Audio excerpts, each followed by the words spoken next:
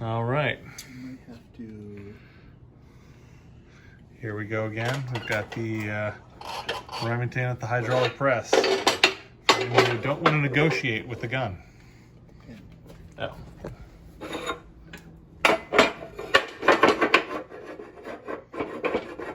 Up a little bit. There we go. It's gonna reach. We could put something with a hole in it. I have a little extender. This may be the world's coolest, like, accessory for hydraulic press. Dingus. Anything on the side sticking out, it's gonna matter. Shouldn't be. There's a couple of very munched screw heads, but Are they gone? Are they removed? not yet, but they will be. I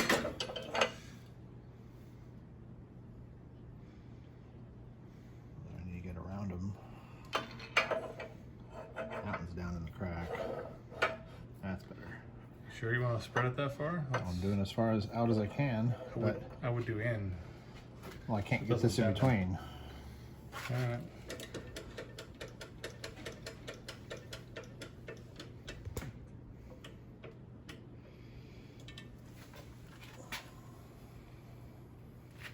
Looks like that's in. Ooh, that's taking a lot of force. Not moving. Yeah, that's what I was thinking. That's a little far. I don't know if you want to bend the receiver. Well, no, the pin's not moving now. Is what I'm saying. Right, but I'm just saying that. Well, then you need to take the screws off. The screws are going to get munched or flattened. It's not really. You say this moves up? Yes, if you smack it the other way. Pushed it through. Yeah, knocked it right through. I wonder if there's a clip on there. They can't be. They use a bow tie on this side. That's, Yeah, you know, the little bow tie with the screw. Yeah. That's all that holds it. Well, this is easier than the press. It does.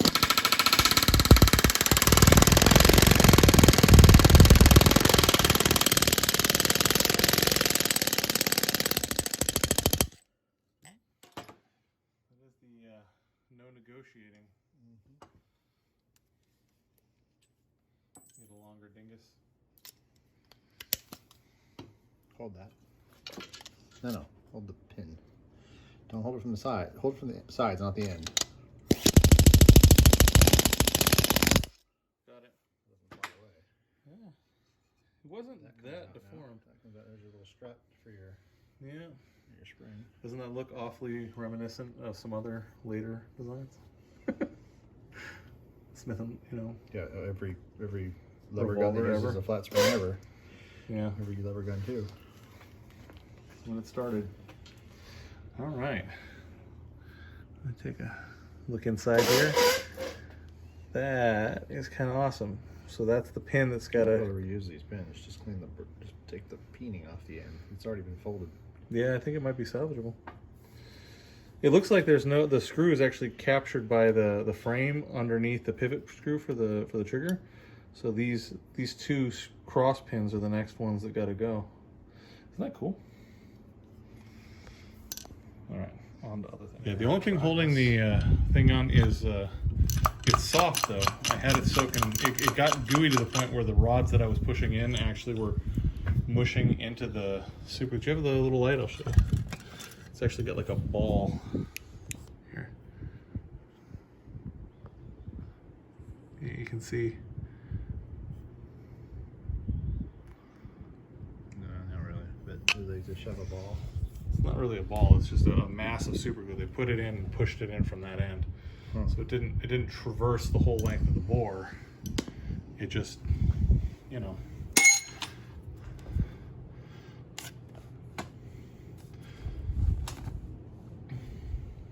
I don't know about steel. We don't want to We don't want to mess up the bore. Family friendly. Longer piece, maybe. All right, we'll get it fixtured and then we'll video again. This little piece here. Yeah. This piece here accepts anything 7mm, which includes that little aluminum pusher rod. All right. So Well, we have low power to start. we won't mess it up, so. We have low power to start, which is here's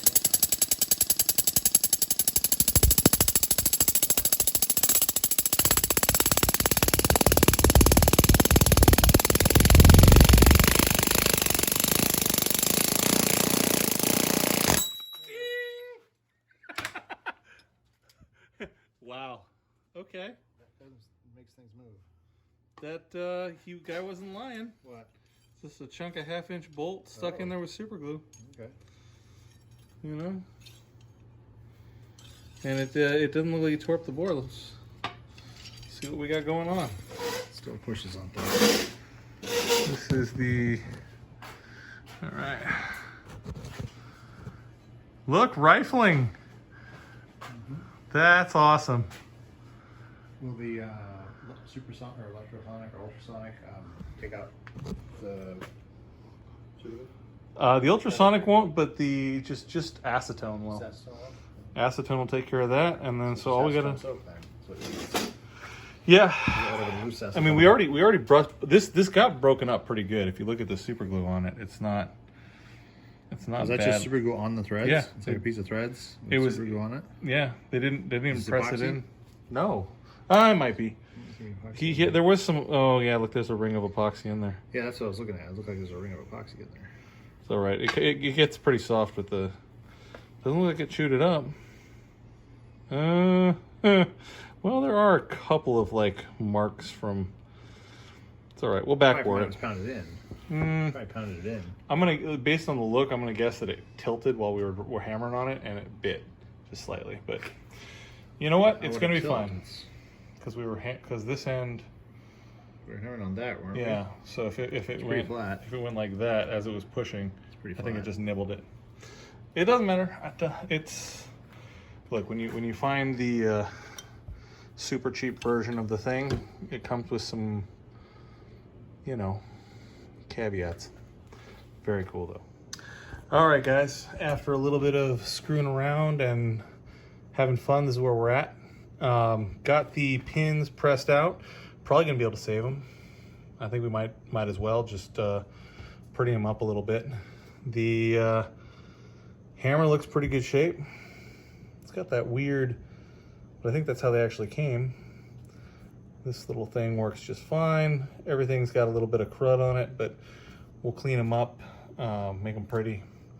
This is gonna get into the ultrasonic bath, and we're gonna see if we can free up that firing pin. I don't wanna apply any force to it. I really just wanna try to use the actual mechanisms. The bore is actually really good. We ran a brush through it, and that is probably the strongest rifling I've ever seen in a gun of this age. That's gonna be a shooter, 100%.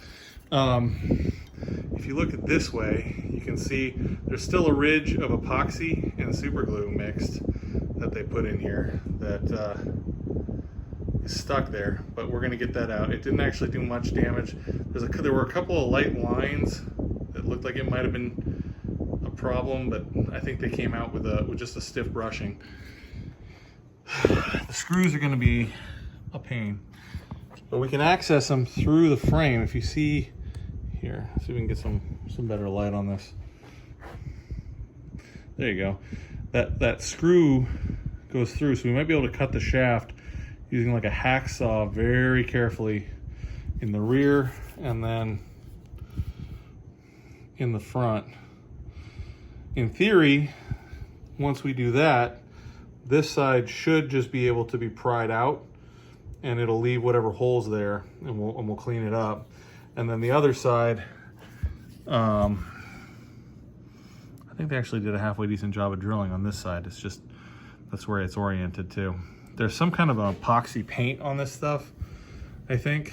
Almost looks like they were using it as some kind of a prop for years, because it's got a lot of, I don't know if it's corrosion or just a pattern of wear, but it might just be, you know, body filler and paint. Some strange things were done to this over the years. But yeah, very, very excited. I don't know where that pin goes to. or how that is interacted with. The trigger seems to be actually contained within the frame, the subframe of this.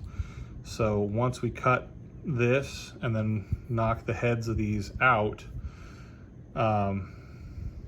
in theory, we could then use an easy out through the hole, maybe, or go in from this side with a dental burr set to a stop, and then cut out the inside of the pin from the back side, and then retap the holes. We're probably going to wind up having to remake these pins. You know, we'll get it functional, and then we'll worry about pretty.